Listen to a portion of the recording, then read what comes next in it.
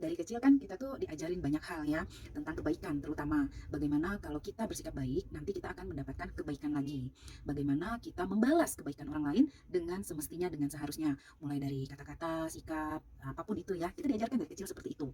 Dan kita juga diajarkan hukum sebab akibat yang seperti terstandarkan. Misalnya kalau kamu rajin pasti sukses, kalau kamu berjuang lebih hebat kamu akan diakui. Kalau kamu banyak sedekah kamu akan banyak rezeki, kalau kamu sopan, orang lain juga akan sopan. Nggak ada salahnya sih dengan itu. Dan memang ilmu itu benar, teori itu benar adanya. Tapi pada prakteknya tidak 100% pasti terjadi. Karena kan sebetulnya faktor-faktor lain dalam kehidupan itu juga banyak. Kompleks, tidak sesederhana waktu kita diajarin. Nah, kenapa aku membahas ini? Belakangan aku banyak banget dapat klien yang down, kecewa dengan hidupnya, dengan orang tua, dengan pasangan, dengan adik kakak, dengan orang di luar dia yang tidak memberikan apa yang seharusnya diberikan sesuai dengan apa yang sudah dia lakukan.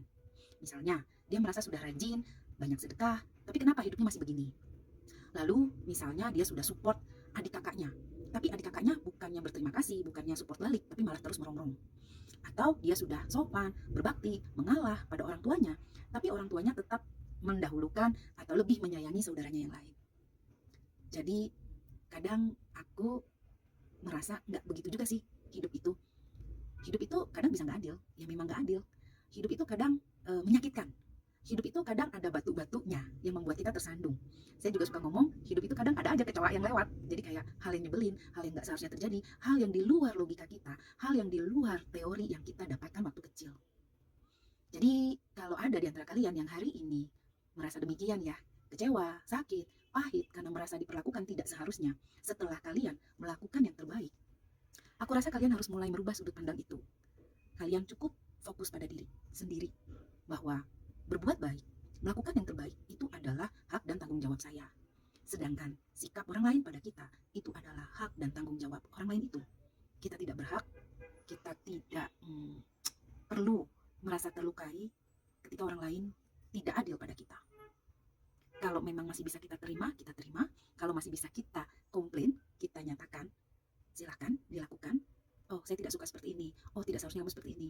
Ini tidak adil, ini tidak fair. Silahkan. Atau cut off ya, kita pergi aja dari situasi itu. Tapi intinya, tidak perlu take personally. Tidak perlu merasa saya sudah begini, begini, begini. Tidak perlu juga merasa banyak tersakiti. Simpan energi kita untuk hal-hal yang lebih penting dan lebih baik, lebih besar.